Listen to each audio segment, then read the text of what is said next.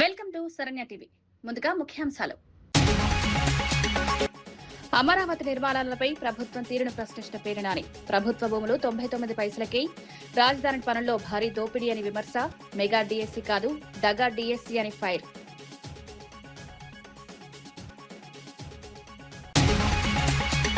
పవన్ కళ్యాణ్ పై విమర్శలు చేస్తున్న వారిపై సంపత్ నాయక్ ఆగ్రహం. దేశం ధర్మం కోసం పవన్ పోరాటం, వ్యక్తిగత జీవితాన్ని రాజకీయాలకు తేవడం సరికాదు, రాజకీయంగా ఎదుర్కోలేకే వ్యక్తిగత విమర్శలు చేస్తున్నారని ఆరోపణ.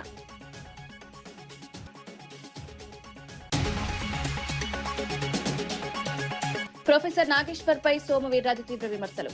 నాగేశ్వర్ ను మేధావిగా చూపించడం సరికారన్న వీర్రాజు, రాజకీయ వ్యాఖ్యలకు వాస్తవాలకు దూరంగా ఉన్నాయని ఆరోపణ.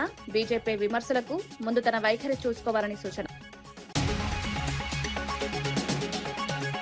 ప్రపంచవ్యాప్తంగా వేగంగా పెరుగుతున్న లివర్ క్యాన్సర్ కేసులు. ఫ్యాటీ లివర్, హైపటైటిస్ వైరస్లతో పెరుగుతున్న ప్రమాదం. లివర్ డ్యామేజ్ సైలెంట్ కిల్లర్ గా మారుతోందని హెచ్చరిక. ముందస్తు పరీక్షలు, జీవనశైలి మార్పులతో ప్రమాదం తగ్గించుకోవాలని సూచన. హైదరాబాద్ అమీర్పేటలోని మైత్రివనం జంక్షన్ వద్ద ఎన్టీఆర్ విగ్రహావిష్కరణ కార్యక్రమం ఘనంగా నిర్వహించారు. ఈ కార్యక్రమానికి తెలంగాణ ముఖ్యమంత్రి రేవంత్ రెడ్డి హాజరై విగ్రహాన్ని ఆవిష్కరించారు. తెలుగు ప్రజల ఆత్మగౌరవానికి ప్రతీకగా నిలిచిన ఎన్టీఆర్ సేవలను ఈ సందర్భంగా పలువురు గుర్తు చేసుకున్నారు. రాజకీయ, సినీ రంగాల్లో ఆయన చేసిన సేవలను కొనియాడారు. కార్యక్రమంలో ప్రజాప్రతినిధులు, పార్టీ నాయకులు, అభిమానులు పెద్ద సంఖ్యలో పాల్గొన్నారు. ఇక మూడో తరం, ఆ తరం గురించి నేను చెప్పాల్సిన అవసరం లేదు. మూడు పదాలు, ఎన్టీఆర్. ఈ 3 అక్షరాలు నీతి, నిజాయితీ, నిబద్ధత, ఉక్కు సంకల్పం కలిగిన నాయకుడు ఎవరైనా ఉన్నారు ఈ దేశంలో అంటే తెలుగు జాతి గర్వించదగ్గ బిడ్డ ఎన్టీఆర్. డాక్టర్ బాబాసాహెబ్ అంబేద్కర్, శ్రీమతి ఇందిరా గాంధీ, అన్న ఎన్టీఆర్ ఈ భారతదేశ జాతి రత్నాలు. ఈ జాతి రత్నాలు ఈ దేశం ఉన్నంత కాలం, మానవుల మనుగడ ఉన్నంత కాలం వారి కీర్తి ప్రతిష్టలు, వారి నిర్ణయాలను మనం స్మరించుకోవాల్సిన బాధ్యత ఈ రోజు మన అందరి మీద ఉన్నది. మిత్రులారా, ఈనాడు ఈ కార్యక్రమం తీసుకుంటున్నప్పుడు చాలా మంది చాలా రకాలుగా మాట్లాడుతున్నారు. కాంగ్రెస్ పార్టీ ముఖ్యమంత్రి, పిసిసి అధ్యక్షుడు ఎన్టీఆర్ గారి విగ్రహాన్ని ఏ విధంగా ఆవిష్కరిస్తారు, లేదా ఎన్టీఆర్ గారిది ఆంధ్రప్రదేశ్ హైదరాబాదు నగరం నడిపొడ్డున ఎన్టీఆర్ విగ్రహాన్ని పెడతారా అని కొంతమంది మాట్లాడుతున్నారు. ఈ రోజు నేను స్పష్టంగా ఒక మాట చెప్పదలుచుకున్నా. కులాలకు, మతాలకు, ప్రాంతాలకు, భాషలకు అతీతంగా ఈ దేశం గర్వించదగ్గ నాయకుడు ఎన్టీఆర్. ఆ ఎన్టీఆర్ స్ఫూర్తి హైదరాబాదు నగరం నడిపొట్టున వారి స్ఫూర్తితో పరిపాలన అందిస్తున్న మా ప్రభుత్వం అమీర్పేట్ చౌరస్తాలో మైత్రి వనంలో ఈ దారిలో వెళ్లే ప్రతి వాడికి ఒక స్ఫూర్తిని నింపడానికే ఈ రోజు వారి విగ్రహాన్ని ఇక్కడ మేము ఆవిష్కరించుకున్నాం. ఇది విగ్రహం కాదు, ఇది ఒక స్ఫూర్తి, ఇది ఒక గొప్ప అనుభూతి. ఒక ముఖ్యమంత్రిగా ఎన్టీఆర్ విగ్రహాన్ని అమరావతి రాజధాని నిర్మాణ పనులు, మెగా డీఎస్సీ వ్యవహారంపై వైసీపీ నేత పేర్ని నాని తీవ్ర విమర్శలు చేశారు. అమరావతిలో ప్రభుత్వ భూములను 99 పైసలకే కేటాయిస్తూ కొందరికి లబ్ధి చేకూరుస్తున్నారని ఆరోపించారు. రాజధాని కార్యాలయ నిర్మాణంలో అడుగుకు 20,000 వరకు కాంట్రాక్టులు ఇస్తున్నారని, ఇందులో భారీ స్థాయిలో దోపిడీ జరుగుతోందన్నారు. విద్యాశాఖ పాఠశాలల్లో అవసరమైన స్థాయిలో ఉపాధ్యాయులను నియమించలేదని విమర్శించారు. కూటమి ప్రభుత్వం ఎంతో ప్రచారం చేసినా మెగా డీఎస్సీ వాస్తవానికి దగా డీఎస్సీగా మారిందన్నారు. ఇంత దుర్మార్గాల, ఇంత పాపాల 99 పైసలకి భూములు ఇచ్చి బాగానే వేసుకుంటున్నారు కదా. అలాగే అమరావతిలో కాంట్రాక్ట్లు ఇచ్చి చదరపు అడుగు 20,000 రూపాయలకి, ఒక్కొక్క ఆఫీసు కడతాకి అడుగుకి 20,000 రూపాయలకి కాంట్రాక్ట్లు ఇచ్చి బాగా వేసుకుంటున్నారు కదా. వీటిల్లో కూడా వేసుకోకపోతే ఏం కర్మరా అని చెప్పానంటే, సమాజాన్ని తీర్చిదిద్దేటువంటి స్కూళ్లలో, ప్రభుత్వ స్కూళ్లలో పనిచేసేటువంటి, చదువు చెప్పేటువంటి గురువుల నియామకంలో కూడా ఈ తప్పుడు పనులు చేయటం. ఇక ఎవడేమనుకుంటాడు అనేది సిగ్గొదిలేశారు. కనీసం పాపభీతి, అరే సమాజానికి నష్టం చేస్తున్నామే, ఈ బడిలోకి వచ్చినోడు మళ్ళీ 35 ఏళ్ళు 40 ఏళ్ళు ఈ గబ్బిలిన్ లాగా పట్టుకు ఏలాడతాడు కదా ఈ దుర్మార్గుడు. వచ్చినోడు తప్పుడు రూట్లో వచ్చినోడు, చిల్లర కొట్టి వచ్చినోడు 30-40 ఏళ్ల పాటు ఆ స్కూల్లో గబ్బిలిన్ లాగా ఏలాడతాడు కదా. ఆ పిల్లల చదువు బతుకు పరిస్థితి ఏంటనేది ఇంగిత జ్ఞానం కూడా లేకుండా చంద్రబాబు నాయుడు గారి ప్రభుత్వం ఆయన కొడుకు నాయకత్వంలో ఎంత నీచాలు చేశారంటే 16,000 పైచిలకు టీచర్ పోస్టులు తీసాం. మెగా డిఎస్సీ అని చెప్పి ఎంత డగా డిఎస్సీ అంటే మెరిట్ లిస్ట్ ప్రకటించరు. నిజంగా ఇది అద్భుతంగా చేస్తే, పారదర్శకంగా చేస్తే ఈ 3,30,000 మంది రాశారు. 16,000 పోస్టులకి 3,30,000 మంది పోటీ పరీక్ష రాస్తే ఏం చేయాలి? మెరిట్ లిస్ట్ ఇవ్వాలా అక్కర్లేదా? ఎవరికి ఎన్ని మార్కులు వచ్చినాయి? 1వ ర్యాంక్ ఎవరికి, 3,30,000 ర్యాంక్ ఎవరికో ఇవ్వాల్సిన పని ఉందా లేదా? ఎవరంట మెరిట్ లిస్ట్ ఎవరంట బయటికి. ప్రొఫెసర్ నాగేశ్వర్ పై బీజేపీ ఎమ్మెల్సీ సోము వీర్రాజు తీవ్ర స్థాయిలో విమర్శలు చేశారు. నాగేశ్వర్ ను మేధావిగా చిత్రీకరించడం సరికాదని, కమ్యూనిజాన్ని కాపాడుకోలేని వ్యక్తి ఇప్పుడు ఇతరులకు బోధనలు చేయడం విచారకరమన్నారు. రాజకీయ అంశాలపై నాగేశ్వర్ చేస్తున్న వ్యాఖ్యలకు వాస్తవాలకు దూరంగా ఉన్నాయని ఆరోపించారు. తమ పార్టీపై విమర్శలు చేసే ముందు తన వైఖరిని పరిశీలించుకోవాలని సూచించారు. అడిగారా? అడిగితే చంద్రబాబు నాయుడు గారు అడగలేదా అంటే ఎంతమందిని కించపరుస్తున్నావు నువ్వు? ఎవరు అతను? ప్రొఫెసర్ నాగేశ్వరరావు కాదు, కరుణుడు గట్టిన తీవ్రవాది, నక్సలైట్, బీజేపీకి వ్యతిరేక వాది, మేధావి కాదు. దేశంలో కమ్యూనిస్టు రక్తాన్ని తాగినటువంటి వ్యక్తి. నేను ఇవాళ చెప్తున్నా, అతను మేధావని ఎవరని అంటే మనకు సరైనటువంటి ఆలోచన లేదని. మేధావిగా కోటేసుకున్నాడు అంతే. చాలామంది కోట్లు వేసుకుంటున్నారు, మన ఊళ్ళో కూడా కోట్లు వేసుకుంటారు. అలాంటి మేధావి అడిగే రైట్ ఏంటంటే నువ్వు కమ్యూనిజాన్ని స్వీకరించావు, ఇవాళ కమ్యూనిస్టు దమ్ముందాన్ని కానీ అడుగుతున్నా, ఛాలెంజ్ చేస్తున్నా నేను. ఒక రాష్ట్రం ఉందా ఈ దేశంలో? అన్ని పోయిన తర్వాత ఇది స్వీకరించారంటే మేధావులు అయిపోయారు. పోయింది, కమ్యూనిజం అంతా సర్వనాశనం అయిపోయింది. ఇప్పుడు మేధావి అయిపోయాడు, టీవీలు పెట్టుకుని మాట్లాడుతున్నాడు. ఏంటి ఉపయోగం ఏంటి? నీ రాష్ట్రాలనే కాపాడుకోలేనోడు పోయి నువ్వు ఎవరికి ఉపన్యాసం చెప్తావయ్యా? నీ కమ్యూనిజాన్ని కాపాడుకోలేనోడి ఎవరికి ఉపన్యాసం చెప్తావు? దేనికి నీ మేధావితత్వాన్ని అడుగుతున్నాను నేను. ఎవరిని చూతులు గుచ్చుతావని అడుగుతున్నా. మా మీద వ్యతిరేకి మాట్లాడతాడంతే, దట్స్ ఆల్. నేను సుందరయ్య గారి ఇంటికి వెళ్ళాను, కాళ్ళకి నమస్కారం పెట్టాను. చాలా మంది ఇంటికి వెళ్తాం, చికెన్ తిని ఆయన ఇంటికి వెళ్తాం. ఒరే బాబు నువ్వు కమ్యూనిస్టు కాదు, నువ్వు క్యాపిటలిస్టు అని అడుగుతాను. కమ్యూనిస్టుల వాళ్ళు వెళ్తే తప్పేంది? కమ్యూనిస్టులతో స్నేహం చేస్తాం. ఆడ అపర మేధావులుగా మీలాంటిలో గుర్తింపు పొందారు కాబట్టి వెళ్తారు. ఆయనకి వెళ్ళి ఓ ఛాయ్ దాగి వస్తారు. ఒరే బాబు నువ్వు కమ్యూనిస్ట్గా ఉండకో, నువ్వు మారని లోపల చెప్పిపోతున్నావు, అది బయటికి చెప్పాలంటే.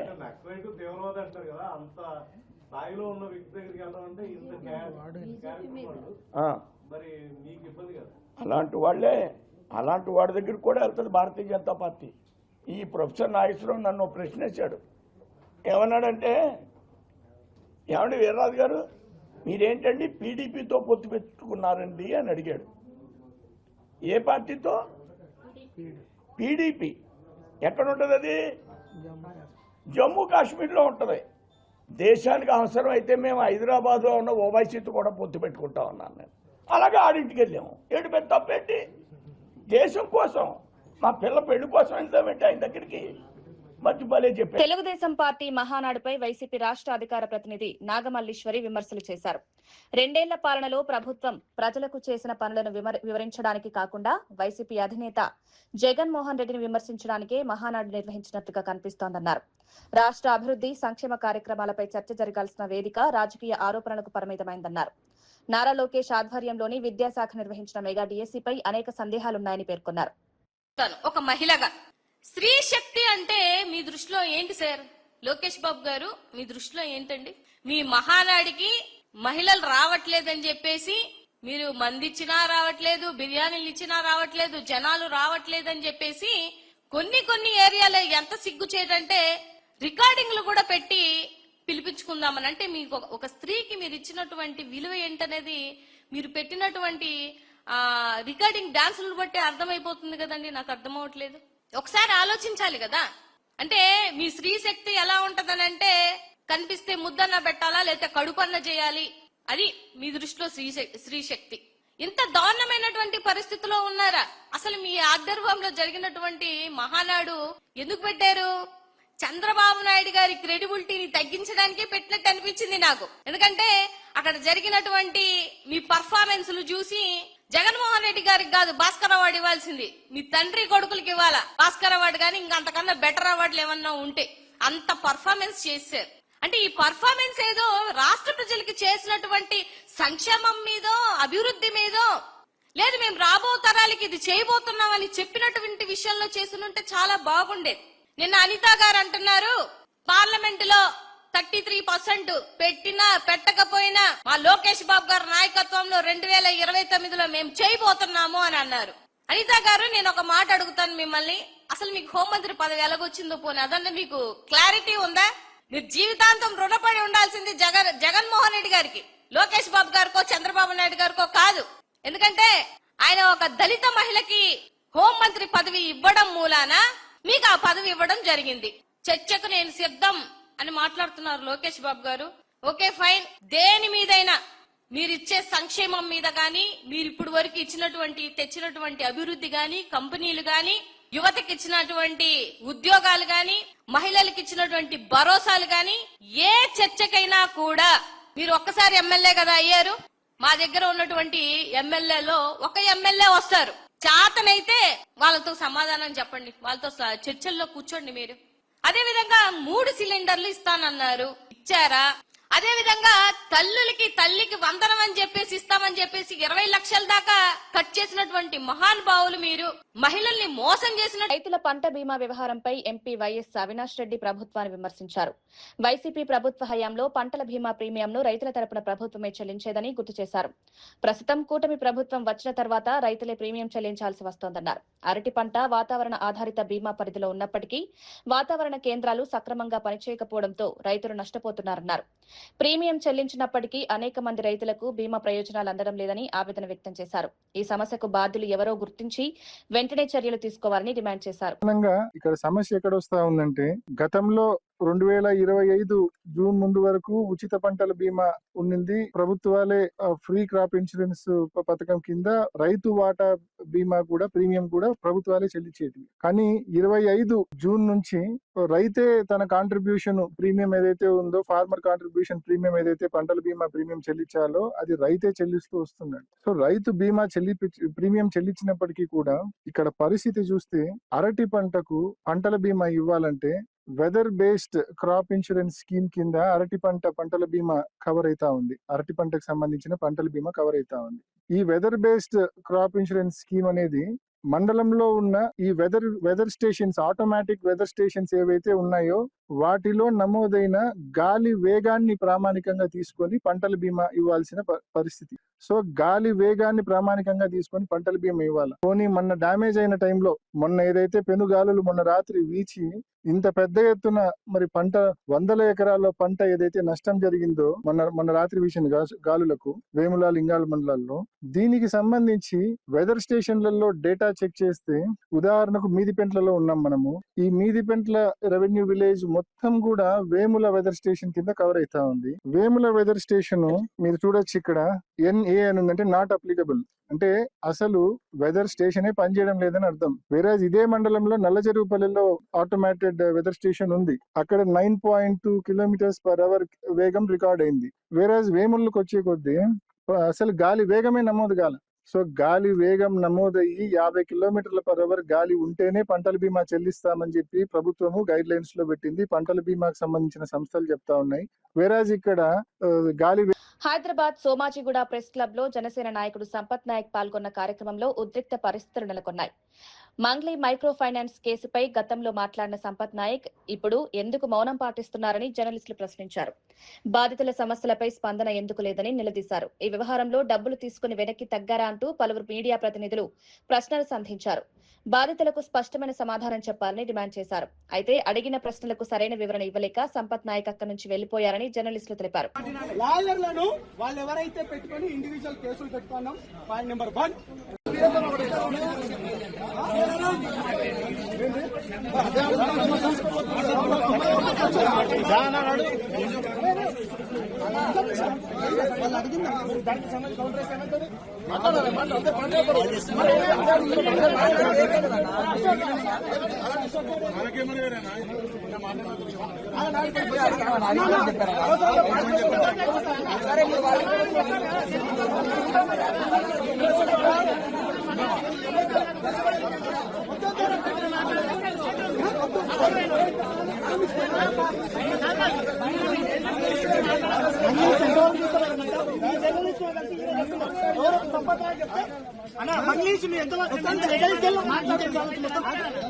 అడిగిన వాళ్ళను పనబెడి చెప్తారు, నిలబెడి చెప్తారు.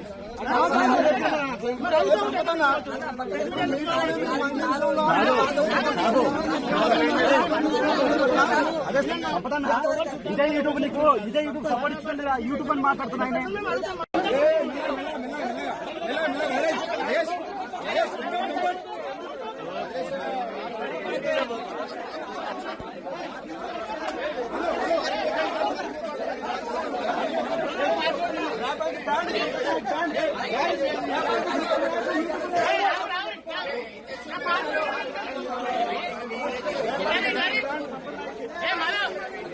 ములుగు జిల్లా ఏటూరు నాగారం మండల కేంద్రంలో మైనర్ బాలికపై లైంగిక దాడి జరిగి గర్భవతి అయిందన్న ఆరోపణలు సంచలనం సృష్టించాయి. ఆరోగ్య సమస్యలతో బాలికను ప్రైవేట్ ఆసుపత్రికి తీసుకెళ్లిన తర్వాత ఈ విషయం వెలుగులోకి వచ్చినట్లు సమాచారం. ఘటనపై మంత్రి సీతక్క స్పందించారు. బాలికకు న్యాయం జరిగేలా ప్రభుత్వం చర్యలు తీసుకుంటుందన్నారు. కేసును అధికారులు పూర్తి స్థాయిలో విచారిస్తున్నారని తెలిపారు. చట్ట ప్రకారం కఠిన చర్యలు తప్పవని స్పష్టం చేశారు. బాధిత కుటుంబానికి అవసరమైన సహాయం అందించేందుకు అధికారులు చర్యలు చేపట్టాలని ఆదేశించారు. వాళ్ళు రిపోర్ట్ ఇవ్వడం జరిగింది తప్పుడు. ఈ అమ్మాయిల మీద ఇదేంది మరి దీని గురించి ఎందుకు మాట్లాడారు? అమ్మాయి తరపున పోయి కూర్చొని ఏం జరిగిందో ఇక్కడ వాళ్ళు మాట్లాడాలి కదా. బీఆర్ఎస్ నాయకులు మీరు ప్రతిపక్షమే కానీ ఊరుకు లీడర్లు కదా. మరి ఎందుకు మాట్లాడకుండా విలేకరులకు ఇట్లాంటి రాయండి అని ఎందుకు ప్రోత్సహిస్తున్నారు? ఎందుకు ధర్నాలకు ప్రోత్సహిస్తున్నారు? ధర్నా చేయడం ఏ రకంగా న్యాయం అవుతుంది? మేమేం తప్పు మాట్లాడినామని మీరెందుకు ఇవాళ బహిష్కరించారు? ఈ తప్పుడు వార్త అయితే ఖచ్చితంగా ఎవరైనా శిక్షించబడాలని మేము అన్నాం తప్ప. మరి ఇవాళ ఇక్కడ తమ్ముళ్ళందరూ వచ్చారు. కొంతమంది ఎందుకు వచ్చారు? వాళ్ళకు కూడా ఆడకూతుర్లు ఉన్నారు, ఇళ్లలో బిడ్డలు ఉన్నారు. కొద్దిగా ఓపికతోటి డీల్ ఇది ఏం జరిగిందో తెలుసుకొని నువ్వు వాస్తవాలు రాయాల్సింది. కాబట్టి తప్పుడు ప్రచారాన్ని ఫాస్ట్ గా స్ప్రెడ్ చేసి సంకల్ గుద్దుకోవడం అనేది తప్పు. నేను ఇప్పటికి కూడా సిద్ధంగా ఉన్నా. మీరు రాసినటువంటి వాళ్ళ దగ్గర ఏం క్లూ ఉందో, ఏం ఇన్ఫర్మేషన్ ఉందో తీసుకురండి. సిఐకి చెప్పండి, డిఎస్పీకి చెప్పండి, ఎస్పీకి చెప్పండి, నాకు కూడా ఇవ్వండి. శిక్షించకుంటే మేము దేనికైనా సిద్ధంగా ఉన్నాం. ఇది కూడా మళ్ళా ఫైనల్ చెప్తున్నాం. ఏటూరు నాగారం ప్రజలకు విజ్ఞప్తి. అమ్మాయి కుటుంబంతో మేము మాట్లాడినాము. అమ్మాయికి పాపము అన్యం పుణ్యం లేకున్నా హెల్ప్ లైన్ లో ఎవడో చెప్పినందుకు పట్టుకపోయి టెస్టులు కూడా చేసిర్రు. ఇవన్నీ అయినాక కూడా ఈ చిల్లర రాజకీయాలు చేస్తున్నారు.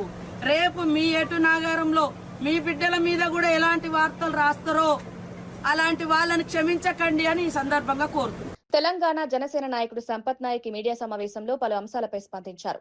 పవన్ కళ్యాణ్ విమర్శిస్తున్న వారిపై తీవ్ర స్థాయిలో మండిపడ్డారు. దేశం కోసం, ధర్మం కోసం పవన్ కళ్యాణ్ పోరాడుతుంటే కొందరు ఓర్వలేక విమర్శలు చేస్తున్నారన్నారు. పవన్ కళ్యాణ్ వ్యక్తిగత జీవితాన్ని రాజకీయ చర్చల్లోకి తీసుకురావడం సరికాదని చెప్పారు. ఆయన వివాహాల గురించి మాట్లాడే హక్కు ఎవరికీ లేదని స్పష్టం చేశారు. రాజకీయంగా ఎదుర్కోలేక వ్యక్తిగత విమర్శలకు దిగుతున్నారని ఆరోపించారు. మాట్లాడుతుంటే అవాకులు చవాకులు పేల్చడం మీ తప్ప.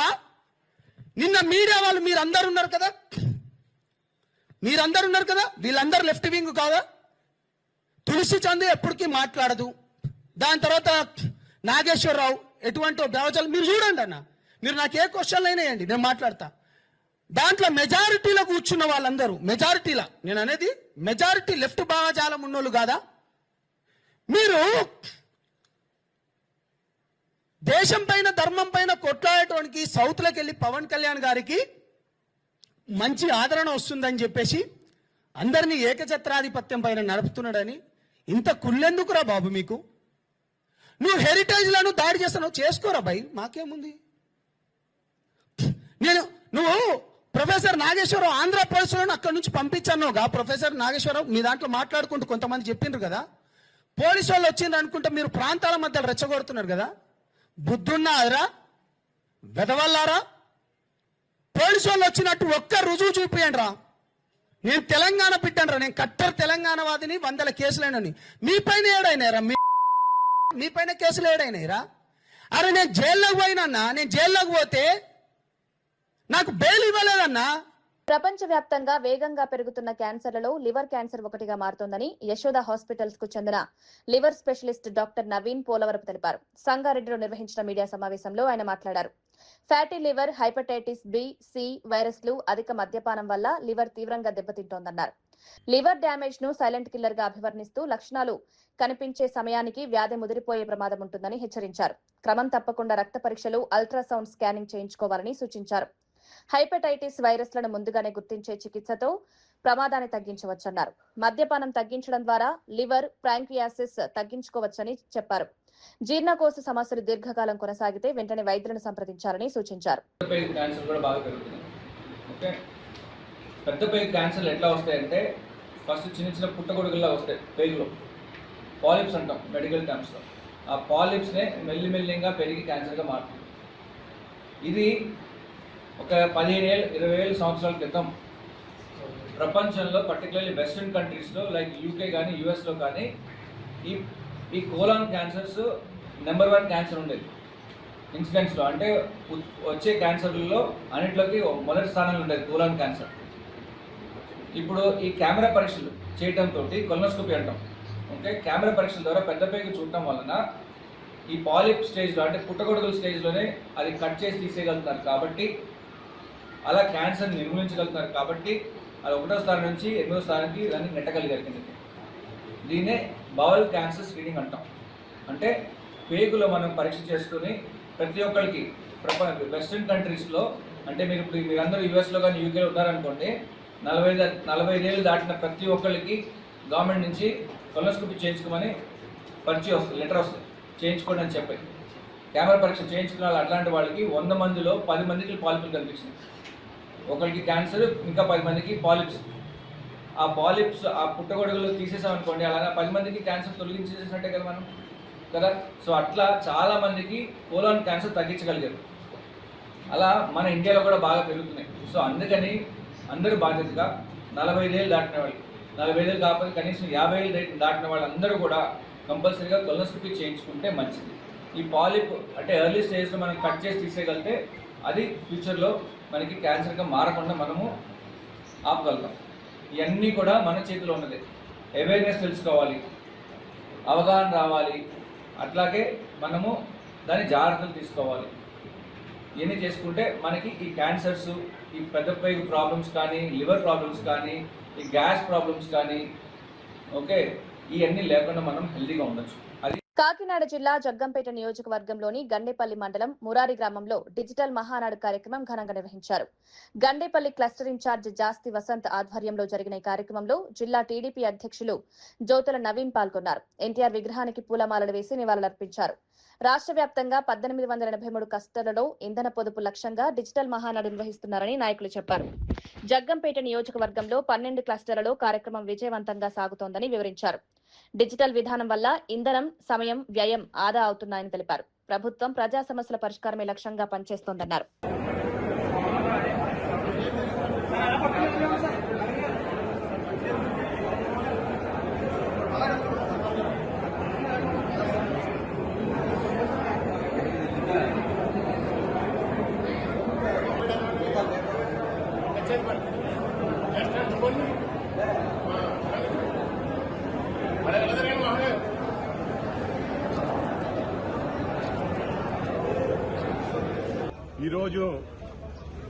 ఈరోజు జరగబోవు తెలుగు పండుగ తెలుగు వారందరికీ ఎంతో ఇష్టమైనటువంటి తెలుగుదేశం మహానాడు పండుగ ప్రధానమంత్రి గౌరవనీయులు నరేంద్ర మోదీ గారి పిలుపు మేరకు, గౌరవనీయులు జాతీయ అధ్యక్షులు చంద్రబాబు నాయుడు గారి పిలుపు మేరకు ఇంధన పొదుపులో భాగంగా ఏదైతే మనకి ఇంధన కొరత రాబోతుందనేటువంటి సూచనలు కనిపిస్తున్నాయో దాని గురించని ఇంధనాన్ని పొదుపు చేయాలనేటువంటి ఒక మంచి ఉద్దేశంతో మోడీ గారు, నారా చంద్రబాబు నాయుడు గారు పిలుపుతో ఈరోజు ఎప్పుడు కూడా ఏదో ఒక చోట రాష్ట్రంలో ఏదో ఒక చోట ఈ యొక్క కార్యక్రమం, తెలుగు పండుగ కార్యక్రమం, మహానాడు కార్యక్రమం ఎంతో అట్టహాసంగా జరిగేటువంటి పరిస్థితి ఉండేది.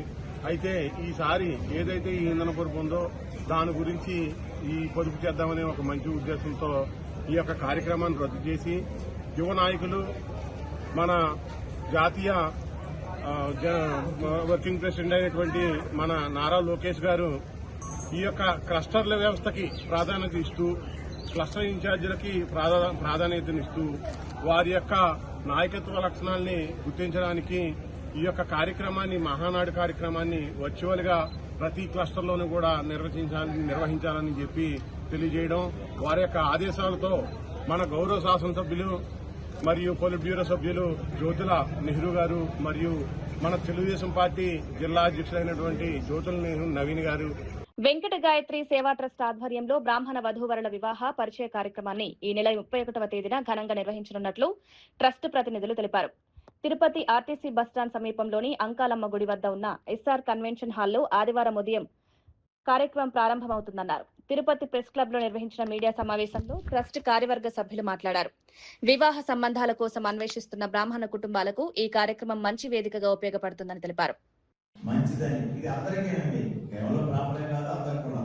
అయితే బ్రాహ్మణులుగా మేము 10 మందికి తెలియజేయాలనే ఉద్దేశంతో బ్రాహ్మణుల్లో వధువులు ఎవరైతే పెళ్లి కాని అమ్మాయిలు, అబ్బాయిలు ఉన్నారో వాళ్ళందరినీ కూర్చోబెట్టి 30వ తారీఖు అంటే శనివారం సాయంత్రం 4:30 గంటల నుంచి 8 గంటల దాకా శివపార్వతి కళ్యాణం నిర్వహిస్తున్నాం. పాల్గొన్న వారందరికీ కూడా ఆ రోజు రాత్రికి మరి ప్రసాద వితరణ ఉంటుంది. అలాగే 31వ తారీఖు మార్నింగ్ ఎర్లీ అవర్స్ 4:30 నుంచి ఉదయం 4:30 నుంచి 8:30 దాకా 60 సంవత్సరాలు నిండిన వాడికి షష్ఠి పూర్తి, 70 సంవత్సరాలు నిండిన వాడికి భీమల శాంతి, 80 సంవత్సరాలు నిండిన వాళ్ళకి సహస్ర చంద్ర దర్శన కార్యక్రమాన్ని 15 సంవత్సరాల నుంచి నిర్వహిస్తూ ఉన్నాం. అందరికీ ఆయుష్యోహం గణపమైనంత వస్త్రాలు బహుకరించి స్వర్ణ మంగళధారణ కూడా చేస్తూ ఉన్నాం. ఇది దాతల యొక్క సహకారంతో 15 సంవత్సరాలు. ఇది కంచి స్వామి వారి ఆదేశానుసారం కార్యక్రమం చేస్తున్నాం. అలాగే అఖిల భారత స్థాయిలో 35వ వివాహ పరిచయం చేస్తున్నాం. తిరుపతిలో 26 సంవత్సరాల నుంచి నిర్విఘ్నంగా జరుగుతాం. అలాగే మరి మొన్నటిదాకా 15వ తారీఖు దాకా, మే 15వ తారీఖు దాకా ఉచితంగా ఎవరైతే రిజిస్టర్ చేసుకున్నారో వారి పేర్లన్నీ కూడా నమోదు చేసుకుని మరి 31వ తారీఖు సాయంత్రం పరిచయ వేదిక అయిన తర్వాత సుమారు 1500 అడ్రస్లు అబ్బాయిలు అమ్మాయిలతో కూడిన అడ్రస్ని ఉచితంగా ప్రదానం చేస్తున్నాం. అయితే 31వ తారీఖు స్పాట్ రిజిస్ట్రేషన్ పెట్టాం. అంటే ఇప్పటిదా 15వ తారీఖు తర్వాత ఎవరైతే రిజిస్ట్రేషన్ చేస్తున్నారో అందరూ కూడా స్పాట్ రిజిస్ట్రేషన్ ఆదివారం రోజు 31వ తారీఖు మార్నింగ్ 9 గంటల నుంచి స్పాట్ రిజిస్ట్రేషన్ ఉంటుంది. అది తిరిగి కూడా మళ్ళా బుక్ రూపంలో ఉంటుంది. దీనికి మరి ఆంధ్రప్రదేశ్ బ్రాహ్మణ క్రెడిట్ కోఆపరేటివ్ సొసైటీ చైర్మన్ గారు అయినటువంటి కార్పొరేషన్ చైర్మన్ గారు మరి వారు వస్తున్నారు. వారితో పాటు లోకల్లో ఉన్న ప్రజాప్రతినిధులు ఎమ్మెల్యే గారిని, అలాగే సుగుణమ్మ గారిని, అలాగే లోకల్ మా 6 డైరెక్టర్ గారిని, ఇంజనీరింగ్ కాలేజ్ 6 డైరెక్టర్. ఇవి ఈనాటి వార్తా విశేషాలు. మరో బులెటిన్లో మళ్ళీ కలుద్దాం. నమస్కారం.